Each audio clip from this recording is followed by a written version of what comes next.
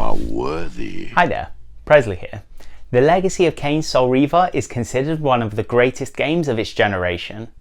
Soul Reaver is the top of many fans' lists for games that must be remade. Let's take a look at how Soul Reaver could be remade for the current generation. The unique selling point of the original game was the plane shifting mechanic.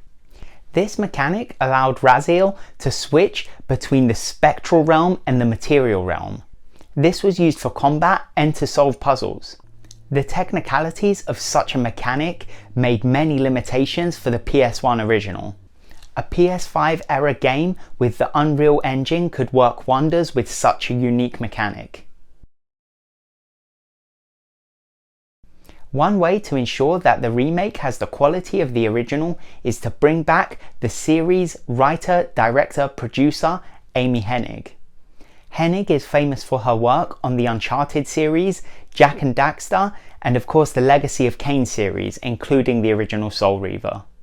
Almost everything she works on turns to gold.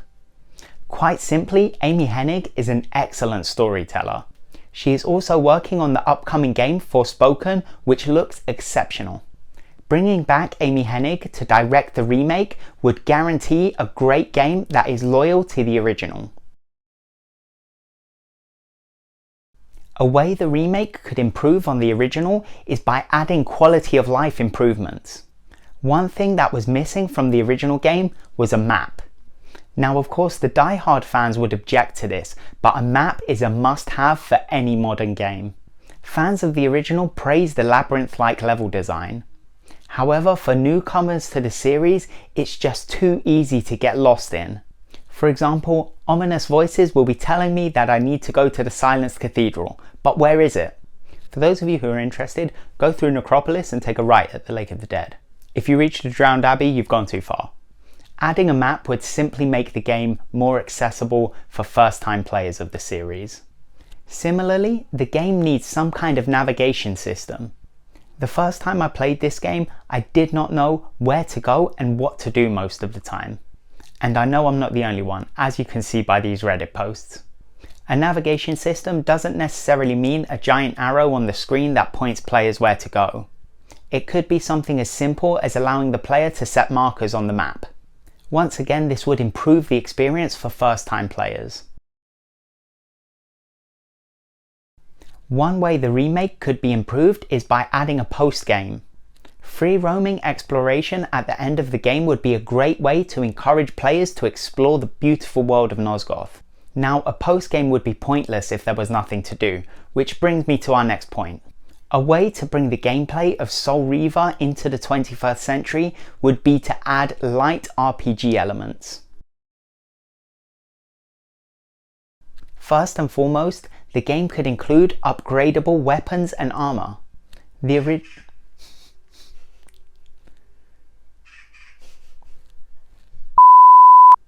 original had random weapons scattered around the world which you could pick up and use. However, these weapons had a limited use. The remake could include an inventory system. This way, Raziel could hoard all the weapons and items that he picks up on his quest. Along with these items should be some kind of upgrading system similar to what is seen in God of War. The player could accumulate some kind of currency, such as lost souls, for defeating enemies. These souls could then be spent in the menu to upgrade the weapons. New weapons that could be included are the ones that were removed from the original game. For example, Raziel encounters enemies with crossbows and flamethrowers. These weapons can be picked up after defeating these enemies, but when used, they only act as a melee weapon. This was due to development constraints. However, in the remake, these weapons should be able to be used the way they were intended. This would add a whole other element to the gameplay if Raziel could use ranged weapons. Another thing that could be added to the remake is side quests. Side quests could give players who don't feel like charging through the main story something else to do. Of course, once the side quest is completed, a reward is earned. The reward could be something simple such as currency to upgrade your existing weapons. Alternatively, the rewards could include new and unique weapons and upgrades. But as everyone knows, the real reward, for goodness sake, that is a difficult thing to say. Real reward. But as everyone knows, the real reward for doing side quests is the fun you have on them. Before I move on to the final point, I would just like to say, if you're enjoying this video, please hit the like button and consider subscribing.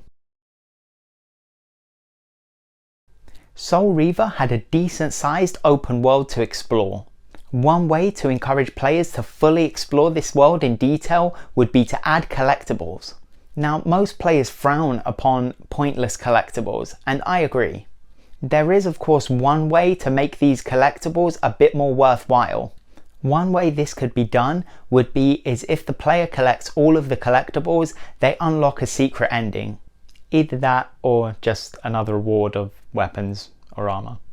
Adding collectibles would be an excellent excuse to expand the map. Also, some of these collectibles could be hidden behind puzzles, similar to the riddles in Arkham Asylum. And there you have it, things that could be included in the Soul Reaver remake. All that's left for me to say is take care, and I'll see you in the next video.